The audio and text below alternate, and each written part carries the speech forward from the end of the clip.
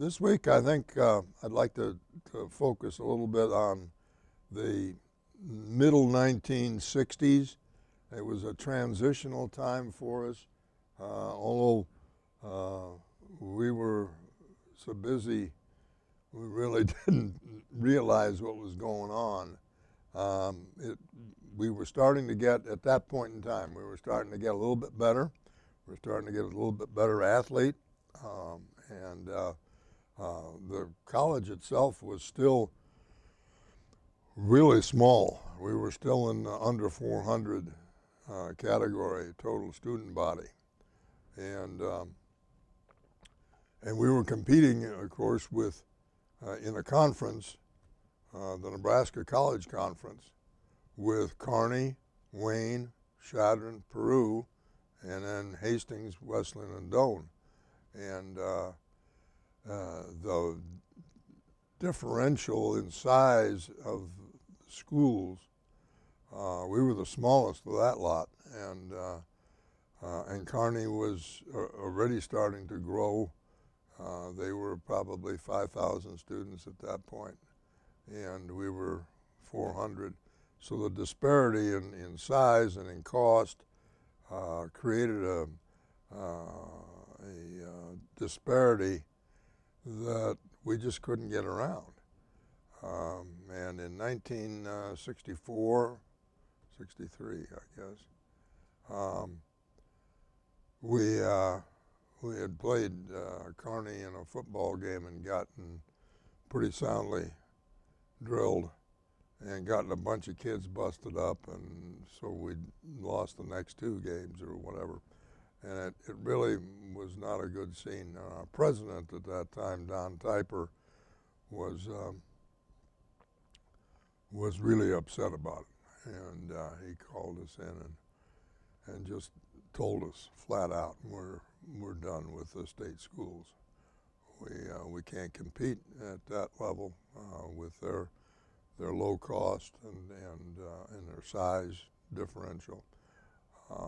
The number and type of athlete that they're able to get, and so we're done with it.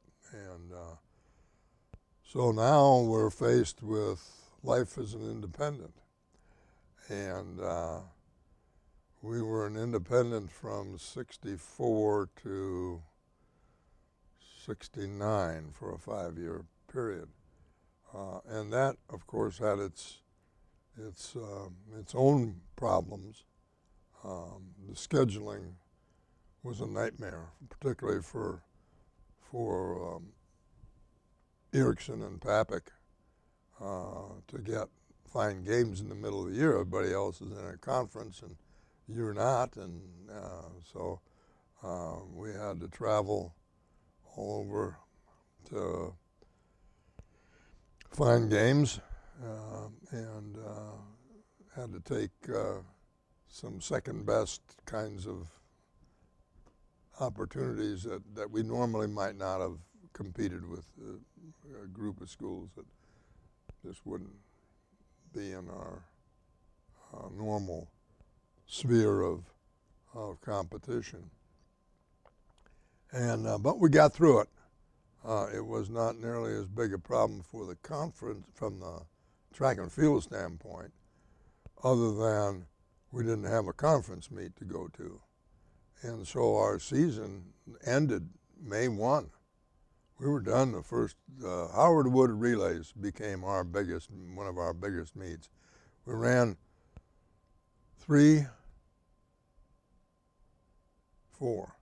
four relay meets in a probably 10-day period. Drake relays on a Saturday, Friday and Saturday. Doane relays on Tuesday. Sioux City relays on a Friday, and Howard Wood relays on the next day. And so it was a relay-oriented program. We ran very, very few, in those days, very, very few flat meets, regular 100, 200, 400, 600, 800, whatever. It was almost all relay meets, and it was kids got into it because a lot of kids could get involved in different combinations and that kind of thing. And but it really didn't do much for our individual event performance. And consequently, we weren't very tuned in on national outdoor. The NAIA at that point in time did not have a national indoor program. It was strictly an outdoor meet. And it was in June, so it was a month after we were done running, and so it was a problem to hook everything together. So we didn't participate much in the national outdoor. White ran one year, and Dean got I think third in the steeple and fourth in the 5K. But that was about the only one. In the outdoor now, we did participate later on when the NAIA, late 60s, the NAIA started their indoor program, and and we did participate in that. But even at the indoor track, we had no facilities. We had Butler Gym, and Butler Gym hadn't changed any, over the years. It was still an old building, and it was a 94 by 44 building. It was barely big enough for a basketball court. In fact, I don't think it was, legitimate size. At any rate, and that had to accommodate everybody, wrestling, basketball, indoor track, that was it. We had one thing. And so it took us a while to try and get organized on that for some kind of practice. We did what we could, and now it did get a little better.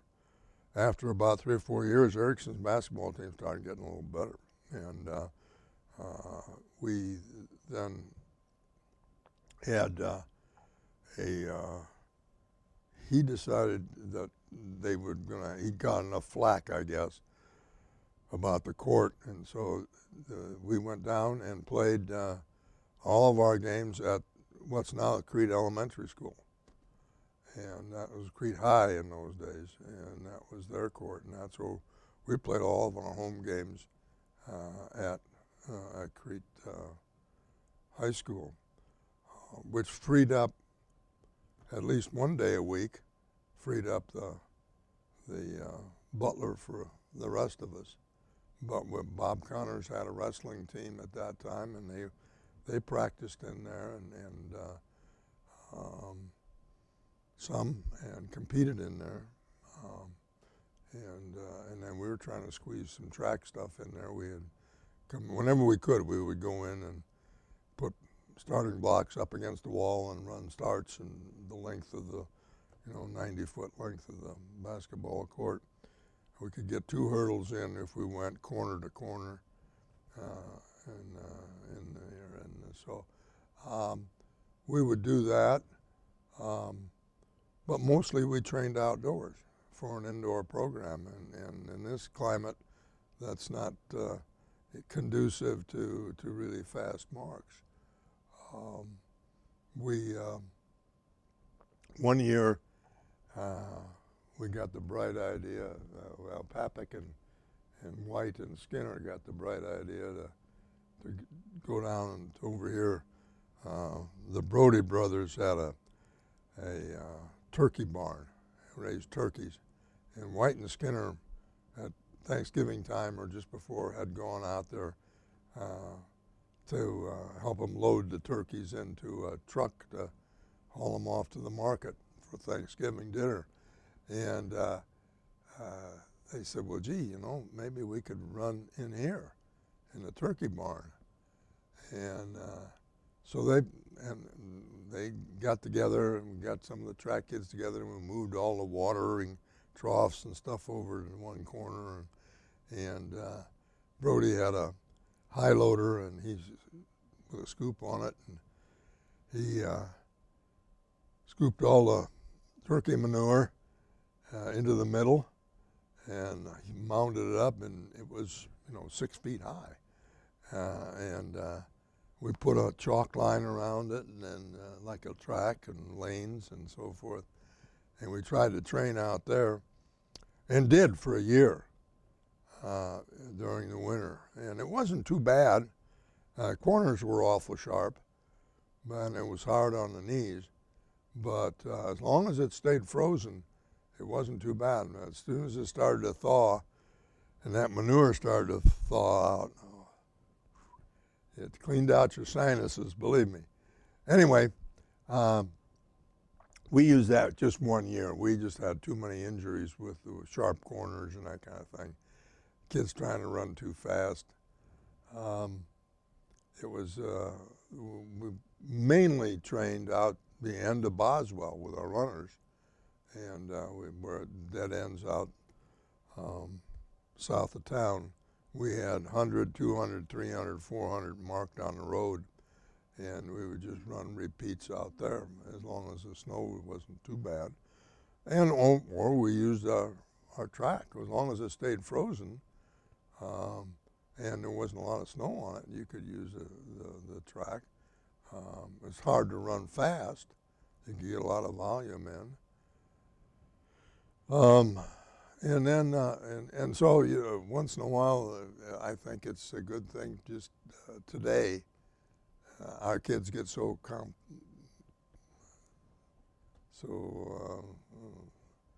used to outstanding facilities that they don't appreciate what we didn't have. And so I think once in a while we should take our kids out in the dead of winter and let them run out at the end of Boswell. Just we did that 1 year. Well, the year we were redoing the field house, we went out there a couple times just for the sake of doing it. And then we had a small women's gym down where the TV radio station is now at Gaylord. That was the Gaylord gym, women's gym. And we could put a shot put ring down there, portable shot put ring, and threw down there. And got some practice in that way with our throwers, but our jumpers, they struggled. Once in a while, if in the late spring, late winter, when the snow started to melt, we would go over to the Armory, National Guard Armory down on 2nd Street, and they would normally scoop their parking lot. They had a pretty good sized parking lot, and we'd go down there and haul a couple of hurdles down and do some running down there as soon as the snow had melted off of the asphalt. So it was, in those days you had to have a fertile mind in terms of finding places to possibly work out that you could do. After we spent 3 or 4 years as an independent, and we were getting tired of that. I mean, it was getting harder to find games.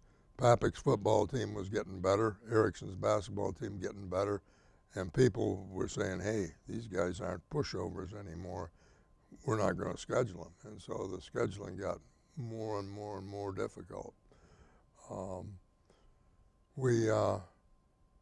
1968, 69 school year, we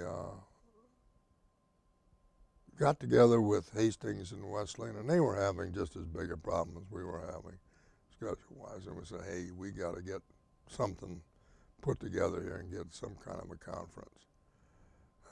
So in the spring of '69, we had a meeting at Wesleyan between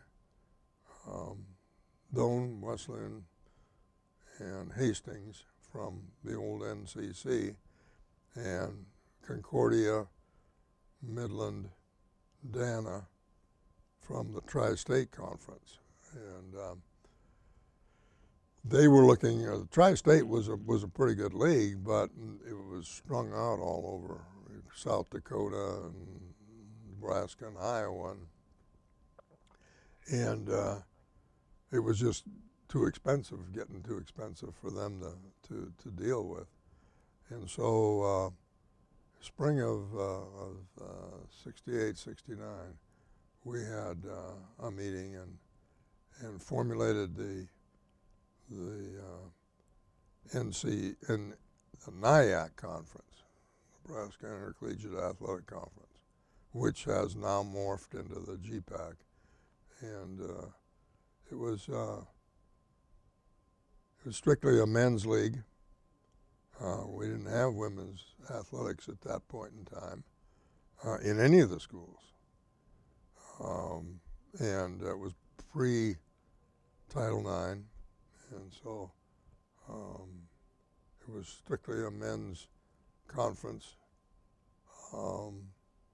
And it was what was referred to as an athletic directors conference. And I can still hear Woody Greeno saying, he was a Wesleyan athletic director at that time, and he said, we got to keep these presidents out of it because they'll screw it up. And see, it's strictly an athletic conference. It's not a bunch of other stuff.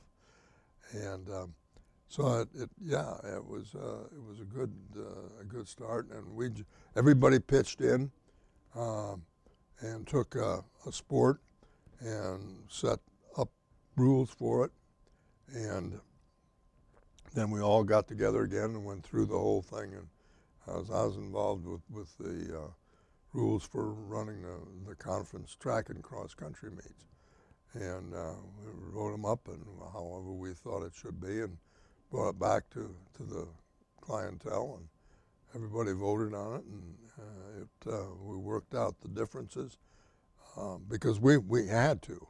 I mean, it was just a matter of we weren't getting the kind of competition under the right circumstances without it. We were driven literally into that configuration. It was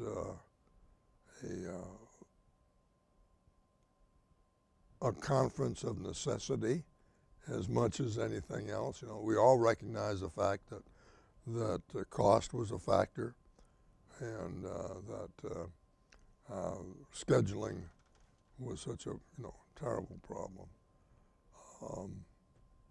It was a period of change. The 60s was a real period of change for college in general, with the civil rights movement and the movement of minorities into predominantly what previously had been predominantly white colleges, and all of the tensions that created, and then the changes between private school, public school, the public schools, state schools starting getting bigger and bigger and bigger, and the disparity between the cost of the private school and the cost of the state school started getting larger. And so that differentiation, I think, was there was some tension on that. It was a period of time when we went from primarily local recruiting to nationwide recruiting, literally.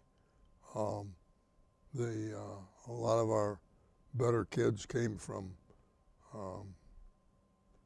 out of state, and we, in fact, our first national champion was a kid named Fred Davis, and I don't know, you got a picture of Davis that you can throw on there? Fred was from Marshall High School in Chicago, and He was an All-American football player and just a mountain of a man, 6'5" and 250, and he had muscles on top of muscles, you know, and he was a great kid.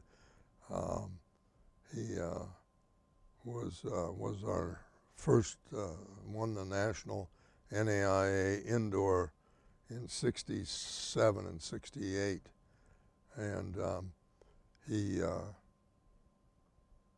beat the reigning Olympic champion at that time, Al Feuerbach, from Emporia State, in one of those 2 years. And Davis was, he was really a fun kid to be around. Had terrific form. I mean, I learned more just watching him throw than I knew anything about the throws. And he helped mentor some other pretty good throwers that we had about that time, Dan Tesser and some of the kids. A funny story about Davis, at that, when he graduated from Doane in what, spring of 68, I guess. At that time, to graduate from Doane, you had to pass a swimming test. There was every student, you couldn't graduate from Doane unless you could pass a swimming test. And Davis couldn't swim a lick. I mean, he was strictly a sinker. And he balked around and tried to work around it. And so finally, the last week of school, just before graduation, he came in the office. He said, "Coach, I got to pass this swimming test." And I said, "Well, you know what it is. You got to make one from one end of the pool to the other." Oh, he said, "I can do that." And I'm thinking to myself, how in the heck is he going to do this? And I knew he couldn't swim. So I said, okay. So we walked back to the pool, the swimming pool on the north end of Butler at that time, and he got down to his shorts, and I said, "Okay, Fred, you know what you got to do." "Yep." He walked over to the deep end, jumped in, sank like a rock to the bottom of the pool, got up, walked the length of that swimming pool. He said, he touched the other end. He said, "See, I made it from one end to the other." And I said, "Fred, I'm not going to argue with you." And I signed off on it, and he graduated. It was Fred was a great athlete and a great person, and went on to be the head of a school in Chicago for disadvantaged young people, and was there for, I don't know, 25 years or more. But you know, and Davis has been characterized as one of our greatest football players, and rightly so. He had one on him. I played a little bit with the Chicago Bears, about maybe 2 or 3 years. But he probably wasn't if you judge football talent by the number of years that they play in the NFL, our best football athlete was a kid named Kevin Hunt. Played 8 years in the NFL with Houston and New Orleans. And Kevin was a pure walk-on. I'll never forget the day he walked into Papek's office. We were sitting in there discussing something, and here comes this guy, and he fills the doorway, literally. I mean, this guy is 6'5", and he must be 270, and just built like a Greek god. And he said, "I'd like to see Mr. Papek." And so Al said, "Yeah, well, what do you need?" And he said, "I'd like to come out for football if it's not too late." This is after school had started. And he said, "I played a little football in Connecticut, I think, because New Hampshire was where he's from." And Al said, "Well, yeah, it's not too late to come out." and he anchored our defensive line. He was a heck of a player, and strictly a walk-on. Didn't get one dime in scholarship money, and was really, his longevity in the NFL was probably the best that we've had, of all of our people. The latter part of the 60s was part of this 38 in a row thing with the football team, and so that's everybody got kind of wrapped up in that, and it was kind of an exciting time. One thing about that time frame, it was never boring, because you were always scrambling trying to keep up with whatever was going on, and there was always something new and different that was happening, and we started in the new conference, the NIAC, the NIAC, in the fall of '69, and we won the very first championship that was ever given by the NIAC in cross country. It was the first sport to have a NIAC championship, and we won it. And I think we might have won both the track meets that year too. But it was the beginning of some real stability, I think. The NIAC gave us some important stability in scheduling and in recruiting and that kind of thing, and local coverage, news coverage, and allowed us to maintain the traditional rivalries with Hastings and Wesleyan. That was, I think, key to that whole thing.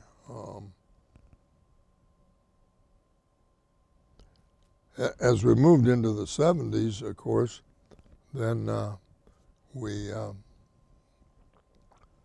1972 was the enactment of the Title IX, and that was a major factor in college athletics. And it didn't go really very smoothly. They didn't think ahead very much on it. And the typical government edict. They didn't look and see what was going to happen when they made this statement. And I don't think anybody argued with the concept of Title IX. But boy, there was a lot of hard feelings, and people said some things that really they didn't really mean, or were taken out of context. And the feeling at that time, women got,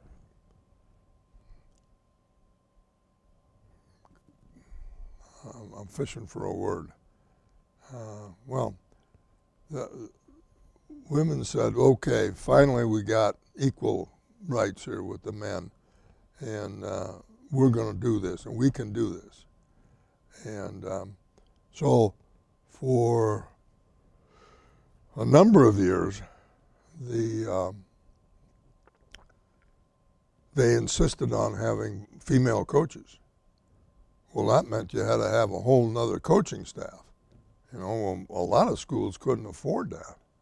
And so what happened then is to meet those guidelines, they were dropping men's sports to afford women's sports, and ultimately limiting the women in their opportunity. So instead of having a full complement of sport, you reduced both sides. You reduced both the men's and the women's opportunities for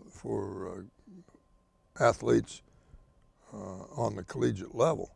And that went on for, well, it's still going on today, actually. In fact, there are some schools that are dropping or have dropped a lot of the non-revenue sports simply to meet the requirements of the law. Now, I don't think anybody, no matter who they were, I don't think anybody ever argued with the intent of Title IX. I think everybody recognized the fact that everybody should have an equal opportunity to compete. The other side of the coin, I don't think anybody really thought out what the ramifications of adding that many sports opportunities to, in terms of facilities, what kind of an effect would it have on your facilities, what kind of an effect would it have on your staff, coaching staffs, and they here, as far as track is concerned, that was right at the very beginning of my head coaching, like maybe a little bit before.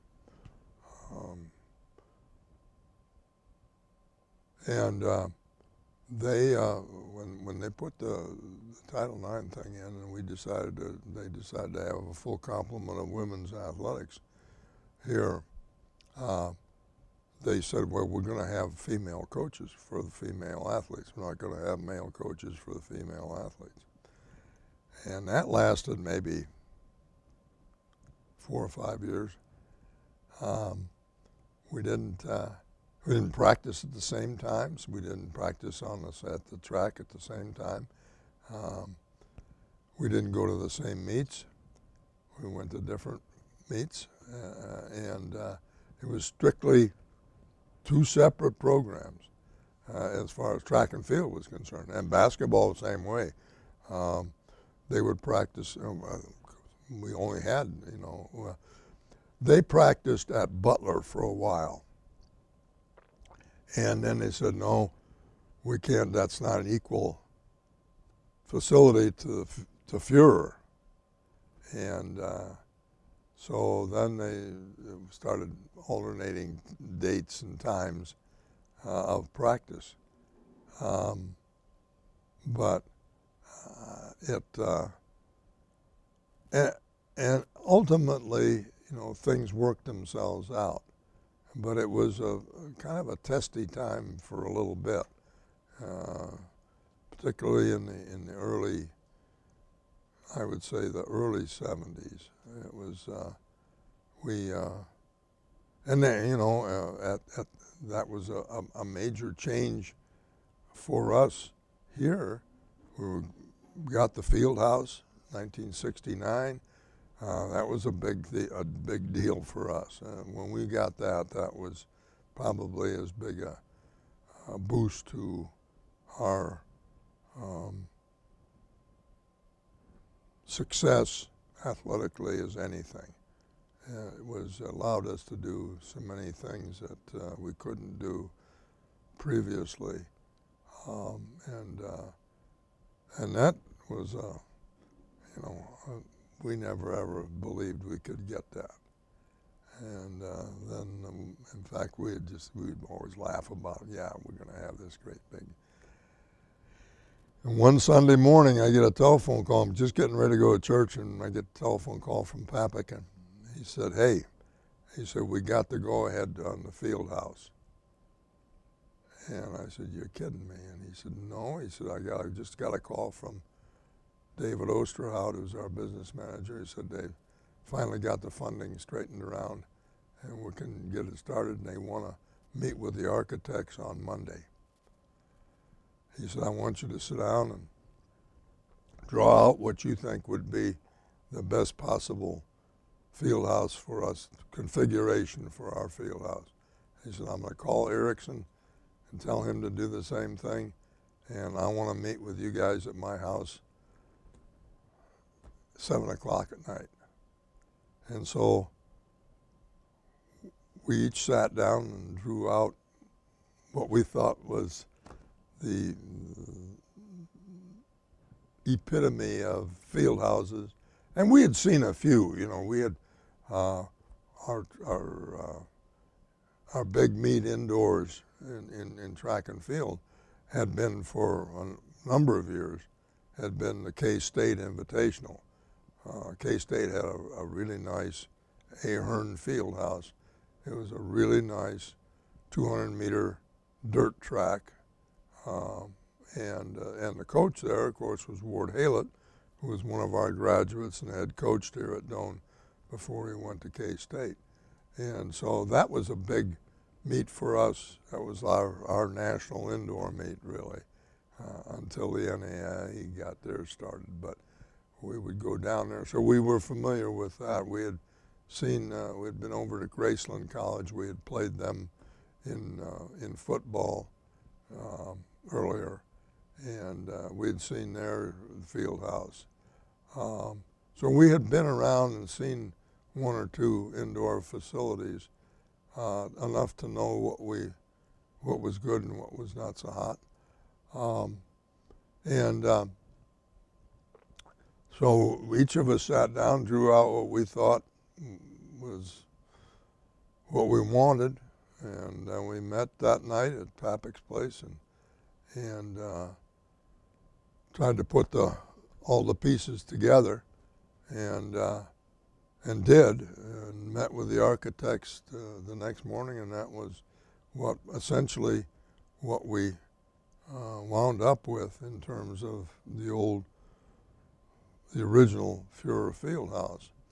One of the things that that happened in that meeting with the architects, they had some ideas about making the outside of the building look particularly unique and different, and spending a lot of money on the outside, and Mr. Papek wouldn't stand for that. And he wanted to have the one thing he wanted to have was a polyurethane floor. So the one we had seen was a tartan floor, and that was the big polyurethane at that point in time. That was one of the original ones. And so they argued back and forth, and Papek said, the guy, the one architect said, well, if we don't do this and we put all this money on the inside of it, the place will look like a barn. And Al hit the table and papers jumped. And he said, I don't care what it looks like on the outside. We're going to be working on the inside, and that's where we ought to be spending the money. That's where the students are going to be getting any kind of a value out of this building. And he won the point. We wound up with a tartan floor, and that lasted for, gosh, I don't know, close to 30 years. And before we got the Mondo on top of it. So that time frame, that late 60s time frame, was a time of change on our campus. It was a change athletic facility-wise, and it was a change in our student body, makeup of the student body. It was an exciting time to be at Doane, and it was, and I'm sure it was on every campus. We were not unique in that respect. But the late 60s was a time of change. We were starting to move from an also-ran, just another run-of-the-mill athletic program, to a nationally recognized powerhouse type program that was pretty good in just about every sport that we put on the court or on the track or on the field. And we were starting to get, and the same thing is true, I think, at that time of the NAIA. It was that was kind of the heyday of the NAIA. It was the NAIA at that time was the very first national tournament, basketball tournament, to have any black players in it, and actually had, I don't know, probably 2 or 3, 4 all black teams, because Jackson State, Prairie View, they were Texas Southern, North Carolina Central, they were all in the NAIA at that point in time. And so these were all, I think, changes that maybe a guy didn't recognize how important they were when they were happening, and you just worked through them and accommodated the change. And if change is good, then this was a really good period of time.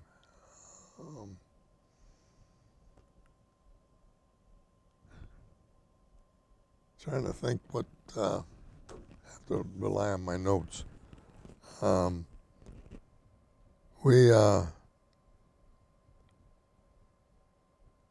think that, you know, and we finally were getting athletes that were able to compete at a national level, where previously most of our kids, the bulk of our kids, were primarily talent-wise at a local level of competition. And we're starting to get in this time frame, we're starting to get guys who were able to compete at a national level. And it's the first time we really ever thought of national opportunity for our kids. And you know, the NAIA was just in its formative years at this point. I think the first, well, I know that I ran in the second track meet, national track meet the NAIA had, and that was 1953. Their very first meet was 1952. So this is an organization that's only 10 years old. And now they had basketball before that. It was called the NAIAB at that time. And in fact, that's what it started at. It started as a basketball opportunity, a national organization for small college basketball, and then branched out slowly into other sports as the opportunities became necessary. And so we were, those of us who were here or in collegiate athletics at that time were really in a kind of on the ground floor of the national organization, and the realignment of conferences was starting about that time, and we were part of that. It was kind of an exciting time, yeah, and we were going to make the move now. As we start into the 70s, then we started making the move into the women's, the addition of women's athletics in the whole program, and that was it was not a smooth road. Let me put it that way. It was a bumpy road, and we could see it coming in the late 60s. Early 70s, you could see that this was going to be a factor. It just didn't come out of the blue. in 1972 when the Congress enacted Title IX. That was not just a lightning bolt type thing. We had a number of years where prior to that we knew some kind of change was going to come up. I mean, there was enough rumblings that everybody knew that something had to happen, what it was going to do, and it took a federal law to do it. And people were, and I don't say this with any kind of pride at all, but the men in athletics were not very conducive to helping women have the opportunity to compete.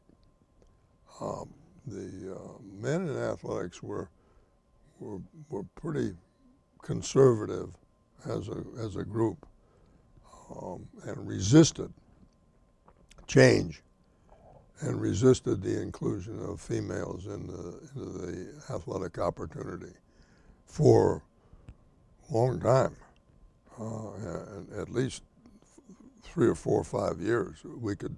Before the Title IX thing came down, and I think that the Title IX in 1972. What is that? 50 years now? 40 years now. Seems like yesterday, but it was before that. It was an answer to the reluctance of males to create opportunities for female athletes, and now Title IX is all inclusive, opportunity for females, but the big thing was athletics, and that's what they were trying to get at, and it was a time frame that, and you heard all kinds of stuff, how the world was going to come to a screeching halt if this happened, and if we let girls play softball, on the collegiate level, it was going to ruin both the college and the female, and there were all kinds of strange arguments about what the effects of including females into the athletic programs.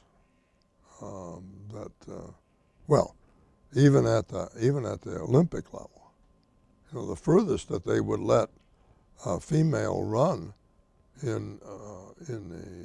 up until that time in the Olympic Games was 800 meters, and they limited the number of events that women could compete in. It was a strange. You heard some really strange arguments both ways, and so it was a period of time of great upheaval in athletics, both from the standpoint of the inclusion of minorities in the athletic opportunity, now the inclusion of females in the athletic opportunity, and the disparity between bigs and the not so bigs, and the transition of people moving back and forth, the colleges moving back and forth, starting to move in the direction of the change of conferences, adding schools to conferences, other schools dropping out, moving to a different conference. This all put together made for a period of time of real uncertainty in collegiate athletics, and I don't think we appreciated it nearly as much as we should have at that point in time. I think we were so busy trying to win meets or games or whatever, or conference championships or whatever it was, that we just really didn't appreciate what was going on around us until it was fact. And then it was too late. It was just, man, we were just scrambling to keep up and patch up. And unfortunately, what wound up, as it all wound up, it was a reactive kind of setting. People weren't proactive and tried to figure out what would be the ramifications of all of these changes. And we were always reacting to something that happened. And that's not the best way to operate if you can avoid it, because you don't have an opportunity to really think things through, and you're always trying to scramble to put out a brush fire. And that's what the late 60s and 70s was all about, people putting out brush fires and trying to accommodate change after the change has happened. And it was exciting.